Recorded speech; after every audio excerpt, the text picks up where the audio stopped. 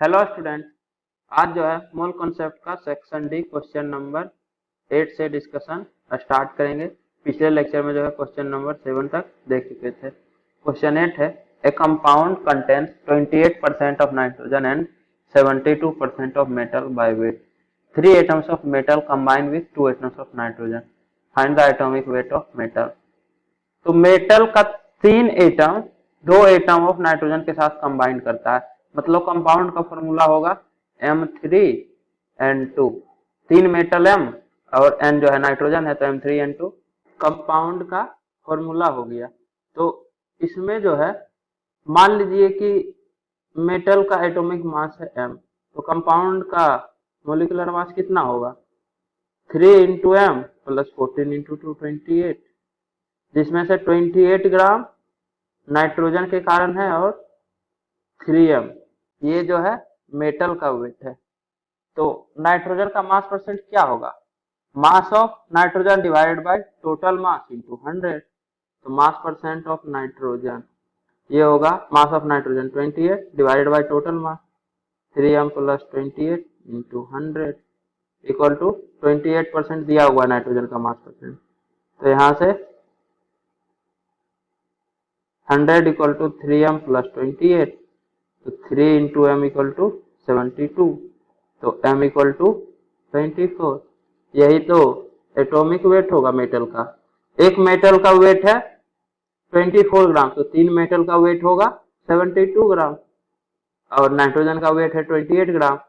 तो 72 ग्राम मेटल के कारण वेट और 28 ग्राम नाइट्रोजन के कारण वेट, टोटल वेट है 100 ग्राम।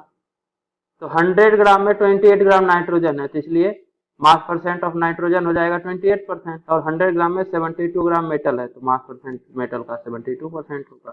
तो एटॉमिक वेट ऑफ मेटल आ गया यहाँ से 24 ग्राम। यही तो फाइंड आउट करना था। इसके बाद नेक्स्ट क्वेश्चन है, a hydrocarbon contains 10.5 gram of carbon per gram of hydrogen.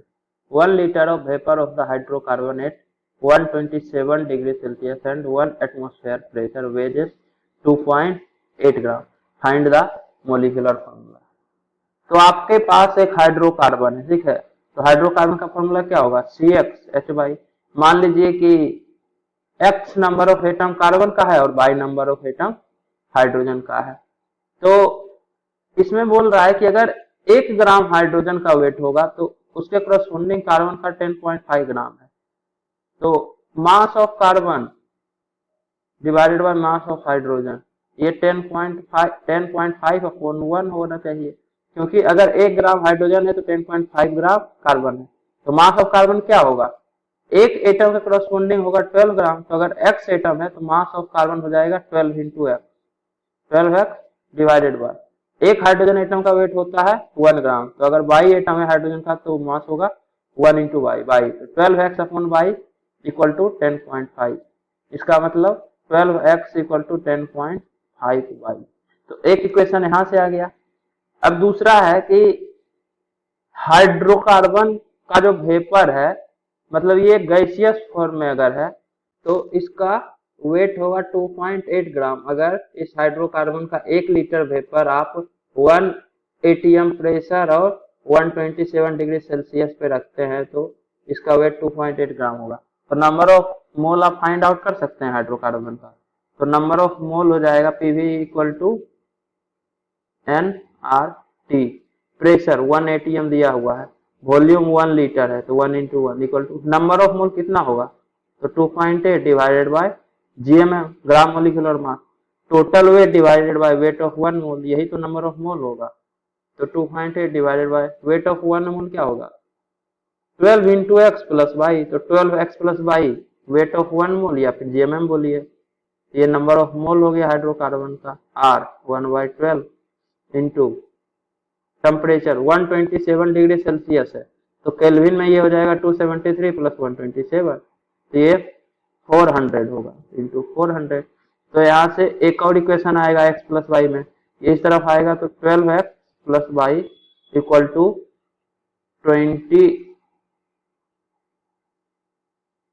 28 into 40 by 12, 28 into 40 divided by 12, इसका वैल्यू होगा 93.34। अब यहाँ से एक इक्वेशन एक्स वाई में ये हो गया, दूसरा इक्वेशन ये हो गया, तो या तो y equal to 12x by 10.5 लिखिए या x equal to 10.5 by upon 12 लिखिए। तो यहाँ y इक्वल टू लिख देते हैं, तो 12x plus 12x upon 10.5 equal to 93.34। Calculate करने के बाद x का वैल्यू आ जाएगा, ये होगा 12 into 10.5 plus 12x equal to 93.34 into 10.5। 12 into 10.5 होगा 126 plus 12x equal to 93.34 into 10.5, तो 138x इक्वल टू 980.07 आता है, मतलब 980। अब 980 डिवाइडेड बाय 138 कीजिएगा तो ये होता है 7.101, तो x का वैल्यू होगा 7.101। लेकिन मोलिकुलर फॉर्मूला में ये जो CXH है, तो x हमेशा एटम रहेगा, मतलब नेचुरल नंबर होना चाहिए, तो 7.101 नहीं, यहाँ x का वैल्यू 7 होगा, C7। और सिमिलरली y का वैल्यू अगर आप निकालिएगा तो y इक्वल टू होगा 12 इंटू 7 डिवाइडेड बाई 10.5, तो ये हो जाता है 8। एग्जैक्ट y का वैल्यू आता है 8, तो C7H8 मोलिकुलर फॉर्मूला हो जाएगा इस हाइड्रोकार्बन का। इसके बाद नेक्स्ट क्वेश्चन है, find the total number of neutrons and total mass of neutron in 7 milligram of carbon 14। तो कार्बन 14 में टोटल कितना न्यूट्रॉन होगा और टोटल कितना मास होगा न्यूट्रॉन का अगर 7 मिलीग्राम आपके पास कार्बन 14 है। यहाँ पे आपको दिया हुआ है कि assume that mass of nitrogen equal to mass of hydrogen. ये आपको एज्यूम करना है कि मास ऑफ नाइट्रोजन जो है वो 1U है। अब देखिए, अगर C14 है तो इसका एटॉमिक नंबर तो 6 ही होगा, क्योंकि कार्बन एटम है तो एटॉमिक नंबर 6 ही होगा। अब आइसोटोप 14 वाला है तो नंबर ऑफ प्रोटॉन 6 है और न्यूट्रॉन प्लस प्रोटॉन 14 है, तो नंबर ऑफ न्यूट्रॉन होगा 8। कहने का मतलब अगर 14 ग्राम कार्बन है तो 14 ग्राम में 8 ग्राम वेट न्यूट्रॉन के कारण है और 6 ग्राम वेट प्रोटॉन के कारण है, टोटल 14 ग्राम। अब 14 ग्राम की जगह 14 मिलीग्राम अगर हो गया तो 14 मिलीग्राम में 8 मिलीग्राम न्यूट्रॉन के कारण और 3 मिलीग्राम प्रोटॉन के कारण। और इसी में 14 मिलीग्राम की जगह अगर 7 मिलीग्राम हो गया, मतलब टोटल मास हाफ हो गया, तो न्यूट्रॉन का भी मास हाफ और प्रोटॉन का भी मास हाफ हो जाएगा। सॉरी, यहाँ 6 मिलीग्राम होगा, हाफ करने के बाद ये 3 होगा, तो 8 प्लस 6 14 मिलीग्राम में 8 मिलीग्राम न्यूट्रॉन और 6 मिलीग्राम प्रोटॉन। अब 7 मिलीग्राम में कितना होगा, तो 7 मिलीग्राम में 4 मिलीग्राम न्यूट्रॉन और 3 मिलीग्राम प्रोटॉन के कारण वेट होगा। तो mass of neutron in 7 milligram of C14 होगा 4 milligram. Total number of neutron, इसके लिए सबसे पहले तो आपको number of mole of carbon atom find out करना पड़ेगा। 7 मिलीग्राम में कितना मोल होगा C14 का, तो number of mole of carbon होगा 7 मिलीग्राम, मतलब आपके पास 7 इंटू 10⁻³ ग्राम, इतना वेट कार्बन का है। नंबर ऑफ मोल होता है total weight divided by GMM, मतलब वेट ऑफ 1 मोल, तो इसको 14 से डिवाइड कीजिए तो आपके पास 1/2 इंटू 10⁻³ इतना मोल कार्बन का है। और 1 मोल कार्बन में 8 मोल न्यूट्रॉन और 6 मोल प्रोटॉन होता है, तो इतना मोल कार्बन में 1 मोल में 8 मोल, तो इतना मोल में इतना इंटू 8, इतना मोल प्रोटॉन होगा, तो 1/2 इंटू 8 इंटू 10⁻³ तो 4 इंटू 10⁻³ इतना मोल न्यूट्रॉन है। और 1 मोल न्यूट्रॉन का मतलब हुआ कि 6.022 इंटू 10⁻23 इतना न्यूट्रॉन है आपके पास, तो इतना मोल में इतना इंटू 6.022 इंटू 10⁻23, तो ये 24.088 करने का मतलब 10⁻20, इसको आप लिखिएगा 2.4088 इंटू 10⁻21 इतना नंबर ऑफ न्यूट्रॉन है आपके पास। तो टोटल नंबर ऑफ न्यूट्रॉन हो जाएगा 2.4088 इंटू 10⁻21। ये जो है नंबर ऑफ न्यूट्रॉन हो गया। आंसर जो इसका था वो गलत था, इसमें हम लिखे थे total mass of neutron 3.5 into 10⁻³ ग्राम। कहने का मतलब 3.5 मिलीग्राम, गलत है। टोटल मास न्यूट्रॉन का आया 4 मिलीग्राम। अभी देखिए हम कैलकुलेट किए हैं, तो इसका आंसर 4 मिलीग्राम होगा, और फर्स्ट पार्ट का तो शायद आंसर भी नहीं था, तो ये होगा 2.4088 इंटू 10⁻21। इतना नंबर ऑफ न्यूट्रॉन है। और नंबर ऑफ न्यूट्रॉन अगर पता चल गया तो मास ऑफ न्यूट्रॉन भी आप यहाँ से भी निकाल सकते हैं, इस तरह से भी निकाल सकते हैं, यहाँ से भी। एक न्यूट्रॉन का मास होता है 1U, तो इतना न्यूट्रॉन का मास होगा इतना U।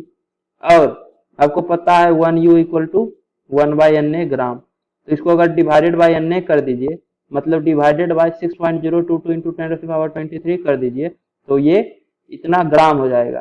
तो देखिए 4 इंटू 10⁻³ इंटू Na, यही तो था ये वाला जो value, total number of electron into Na divide by Na, तो Na से Na कैंसिल आउट हो जाएगा, तो आपके पास टोटल मास ऑफ न्यूट्रॉन आ जाएगा 4 इंटू 10⁻³ ग्राम। इसी को तो आप 4 मिलीग्राम बोल सकते हैं। तो मास ऑफ न्यूट्रॉन 4 मिलीग्राम या 4 इंटू 10⁻³ ग्राम। इसके बाद नेक्स्ट क्वेश्चन है, a mixture contain NaCl and unknown chloride MCl।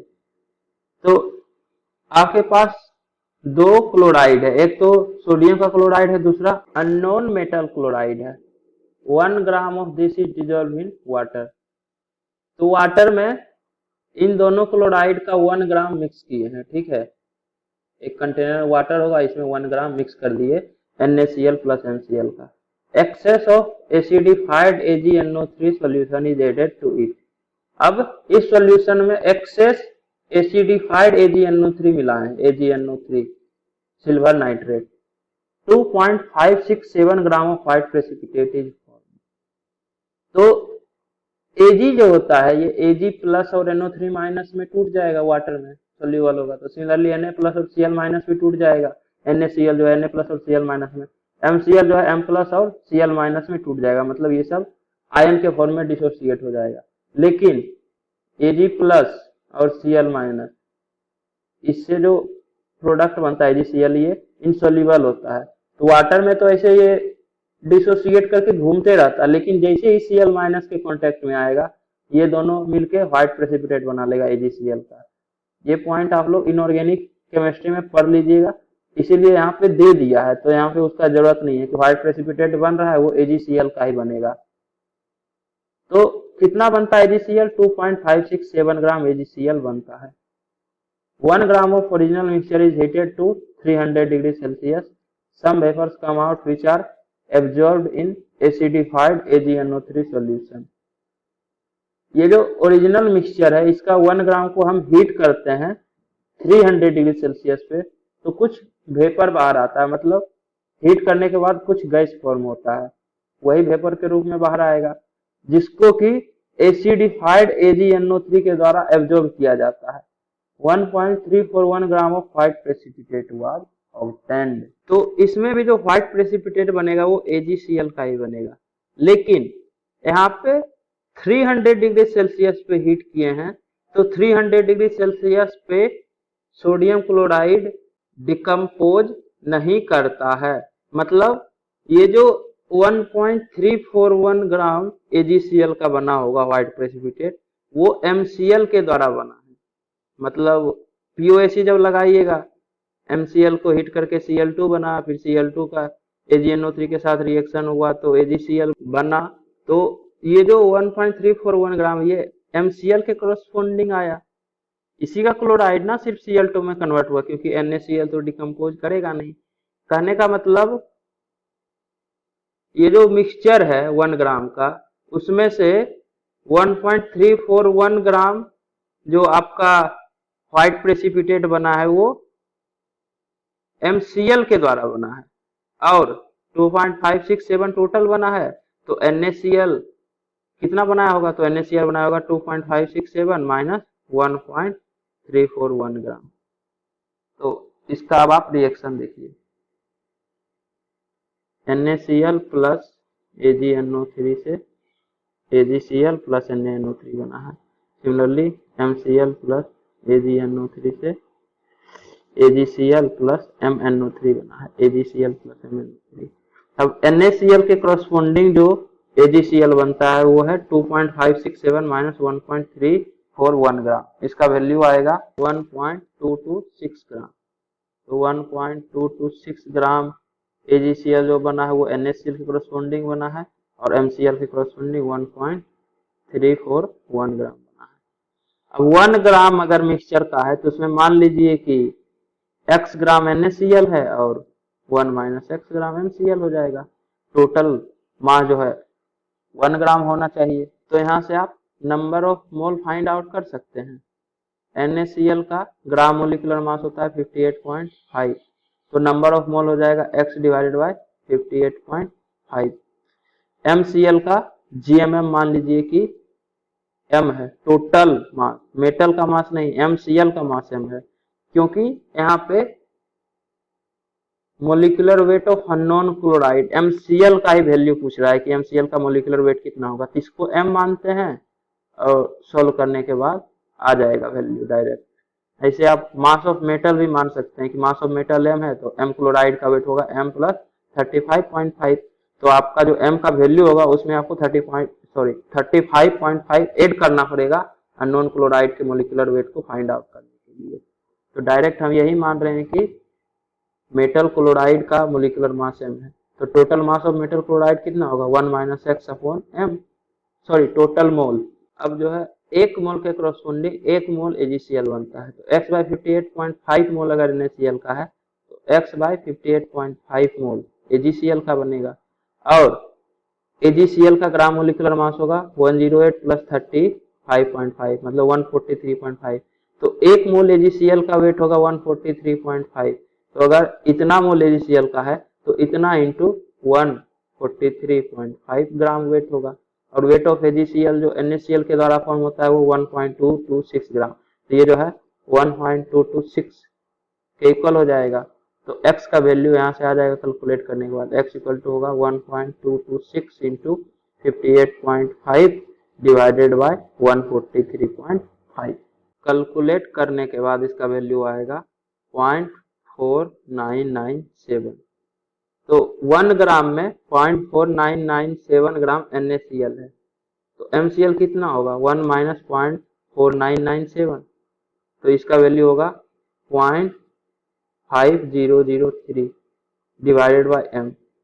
1 minus x का ये वैल्यू होगा डिवाइडेड बाय m। तो इतना मोल आपके पास मेटल क्लोराइड है। एक मेटल क्लोराइड के करस्पॉन्डिंग 1 मोल AgCl बनता है। तो इतना मोल अगर मेटल क्लोराइड का है तो इतना मोल AgCl का बनेगा, एक के करस्पॉन्डिंग 1 तो इतना के करस्पॉन्डिंग इतना। और 1 मोल का वेट होता है 143.5, तो इतना मोल का वेट होगा इतना इंटू 143.5 और ये 1.341 के इक्वल होगा। तो यहाँ से डायरेक्ट मोलिकुलर वेट आ जाएगा m इक्वल टू आएगा 0.5003 इंटू 143.5 डिवाइडेड बाय 1.341। कैलकुलेट करने के बाद इसका वैल्यू आता है 53.53 ग्राम। तो यही जो है मेटल क्लोराइड का मोलिकुलर वेट हो जाएगा 53.53 ग्राम। अगर मोलिकुलर वेट ऑफ मेटल पूछता तो इसमें से 35.5 ग्राम क्लोरीन के कारण वेट होगा, तो मेटल के कारण वेट होगा 53.53 माइनस 35.5। तो ये जो है आ जाता है आपका मोलिकुलर वेट ऑफ मेटल। लेकिन यहाँ पे molecular weight of unknown chloride मतलब मेटल क्लोराइड का वेट आपको पूछ रहा है, तो होगा वैल्यू 53.53। अब जो है अगले लेक्चर में क्वेश्चन नंबर 12 से डिस्कशन स्टार्ट करेंगे। तो उम्मीद करता हूँ कि आपको ये वीडियो पसंद आई होगी। यदि आपको ये वीडियो पसंद आई है तो इसे लाइक करें, कमेंट करें और अपने दोस्तों के बीच शेयर करना ना भूलें। Thank you.